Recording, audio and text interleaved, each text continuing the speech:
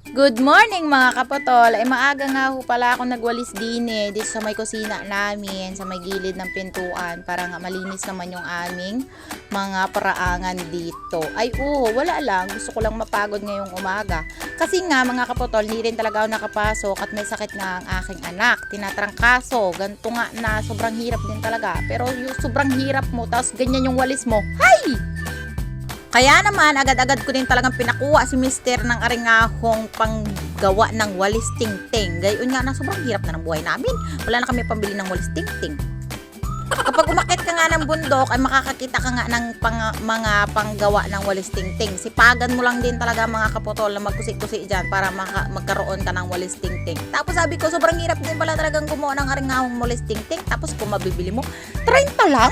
Ay, grabe! Bibili na lang din talaga ako ng walis ting-ting. Parang sabi ko kay Mr. Ayoko na din talaga gumawa ng walis ting-ting. Pero sa kalaunan, ay sabi ko nga sa kanya, ay tulungan niya na nga ako dito sa pag-anik-anik dito sa walis ting-ting na to para nga mas mapabilis kami. Tapos sabi ko, hindi ko nga mahahawakan ang kutsilyo. Ayun, ginawa niya nga ng paraan, ay itinali niya nga si aring kutsilyo sa aking mga kamay para nga kahit papaano naman ay aringahong mabigkis at hindi na dumaloy ang dugo. Sabi ko kay mister, parang masyadong masikip ang aringahong pagtali. Kaya sabi ko, ulitin mo, gawan mo ng paraan yan. Ay kapag hindi mo ginawa ng paraan, ay paano ako makakatulong sa paggagawa ng walis? Ayun mga kaputol, ay sa ginawa niya ng paraan, nilagyan niya ng damit para kahit paano, kahit paano naman ay hindi naman magdaloy naman ang dugo sa aking mga daliri. Nung pagkatanggal ko nga dyan at nung sabi ko nga ay parang sumisikip na, hala, nagbayulit na ang aking kamay. Gayon nga na hindi na nga nakadaloy ng maigi ang dugo, di ka? May stress ka din talaga mga kapatol kapag asawa mo nga si Aldon. Ay sabi ko nga sa kanya, parang gusto mo na rin yata ako ma-dead on the spot. Cause of death, walis. Ayun mga kapatol, tinuloy-tuloy ko lang din talaga yung paggagawa ng aringahong walis. Tapos ako nga tagalinis, tapos siya nga taga alis-alis ng mga malalaking dahon para nga mabilis kami magtrabaho. At ayun, nautay-utay din talaga namin ang aringahong panggawa ng walis. Sabi ko nga sa kanya, wala na nga din talaga tayo para mas makatipid-tipid din talaga ay iski nga naman na ilang minuto lang din, ilang oras ka nga lang din talaga magagawa ng walis dyan. Ay may walis na kami. O, diba? Sayang pa din naman yung 30. Kaya gayon, hirap ng buhay. Maggawa na lang kami ng walis.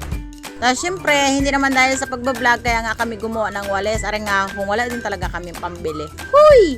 Ayun, sayang din talaga yung pagkakataon na hindi ko to ibablog. Kaya ibablog ko na rin talaga kung paano ko nga to nakiskisan. O diba, para paraan, kailangan mo din talaga naman mga kaputol na gumawa ng paraan bago ka nga talaga makagawa ng walis. Kita nyo yan, nakalagay sa aking mga braso ang aringahong kutsilyo. Kaganda ng pagkatali, walang daloy ang dugo. Parang hindi na nga nakahinga ang aking kamay dito. Kaya sabi ko kay mister, medyo magpahinga-pahinga din talaga ako. Kasi nga, ay parang ang sakit-sakit na ng aking braso.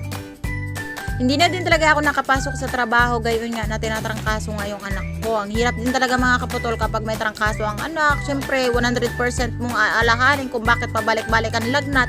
Tapos, uso nga ngayon ang dingge. Wag naman sana. Ay, talaga napakabata pa ng anak ko para magkasakit ng gayaan. Kaya sabi ko sa kanya, mga kaputol, ay imisin ko na nga ang aringahong walis at ipon-ipunin ko na nga mga kaputol. Gayon nga na hindi ko na rin talaga kaya na anuhin nga yan. Ipag-ipon-ipon ko na nga at marami na din talaga kaming na imis. Ayun mga kaputol, ay sabi ko nga sa kanya, ay agad-agad niya din talaga itong ginapos. So katulad ng paggagapos niya sa akin. O diga.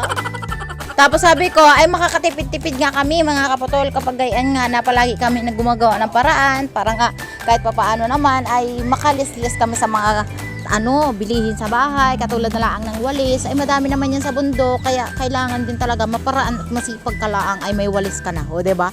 Mas makakatipid kapag medyo creative ka din. Hindi yung puro na lang bili. Ay hindi tayo yayaman yan, hindi tayo asinsuko, puro tayo gastos.